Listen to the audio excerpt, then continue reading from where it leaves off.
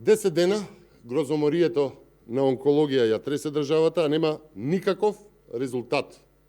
Мафијата си оди на работа веќе 10 дена, като системот се уште стои исклучен, 10 дена доктори и сестри вмешани, може да го повторат делото, 10 дена се кријат имињата, се остава да се влијае врз случајот, се остава да се забошоти случајот, да се избрише во времето, да се остави да се влијае врз докази и да се заплашат сведоци.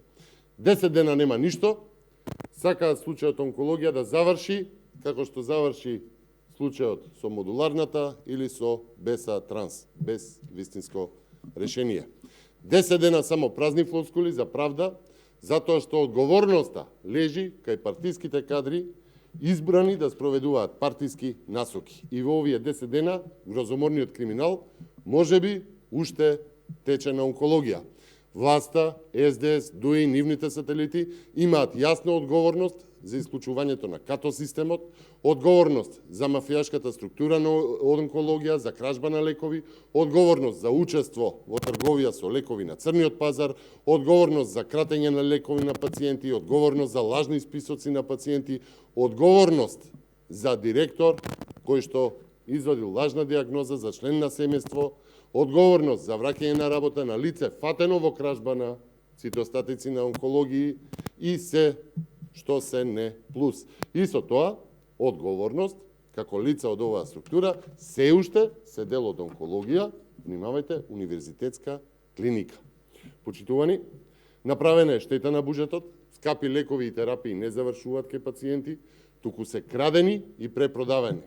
Направена е грозоморна штета врз пациентите, не ја добивале потребната препишана терапија, биле лажени за тоа. Барани се пари за лекови кои што државата ги купила од буџет. Почитувани, неказнивоста на грозоморен криминал креира ново криминално грозоморие.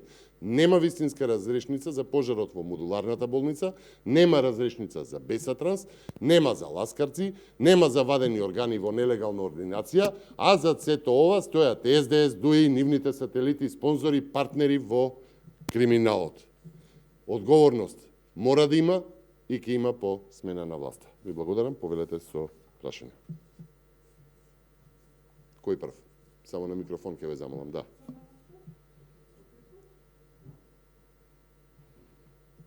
Министерот Маричич вели дека ќе се разговара со секој пратеник подално за да ги поддржи уставните измени. Дали оваа стратегија на власта може да го промени тврдиот став на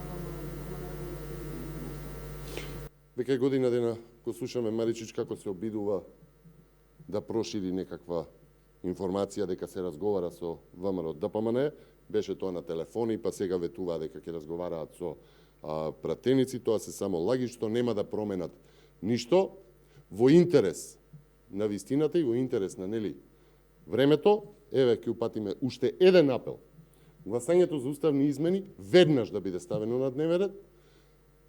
Председателот на Собранието, пулен на ДУИ и на СДС, да не глуми Господ во Собранието, туку веднаш онака како што беше и како што пропишува деловникот, како што беше побарано со 20 пратеници, веднаш да го стави на гласањето за уставните измени, па да видиме дали воопшто ќе има некаков резултат или се ова е само уште едно губење на време од страна на Маричич, СДС, ДУИ и мафијата на власт.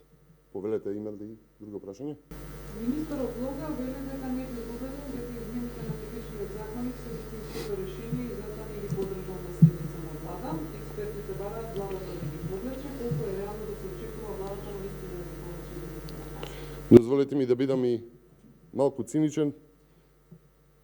Лога да излезе од чевлите на портир во Министерството за правда, тој е министер и неговиот збор би требало да има тежина во владата, како министер, особено кога се носат измени на Кривичен законник. Сега, откако сета јавност, експертска јавност, опозиција, меѓународна заедница излезе со критика врз измените за Кривичниот законник, донесени по брза постапка со европско знаменце во Собранието, предложени од страна на владата со подпис од неговата заменичка во Министерството за правда, сега излегува во јавноста и вели дека не бил убеден, па и дека не гласал на влада. Каде беше да излезе на сред седница во собранието, каде беше да излезе на Комисијата за европски прашања, да побара збор, нели, како човек, прв човек во Министерството за правда, да каже дека не се согласува со овие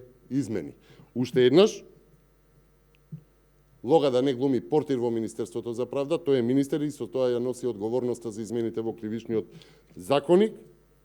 Тоа што е направено е само амнестија за криминалите на СДС, ДУИ, нивните сателити, за случаи како модуларната болница, како Бесатранс, како онкологија сега, како ласкарци, како вадени органи на пациентки во приватни, нелегални ординации, одговорност како за Мерко, одговорност за се она криминалот и корупцијата кои што цвета во Македонија, но и обид да се испрати порака за евентуални сведоци за нивна неказниост или помала казна, само да не бидат покажани или прикажани вистинските водачи на криминалните структури. Има ли друго прашање?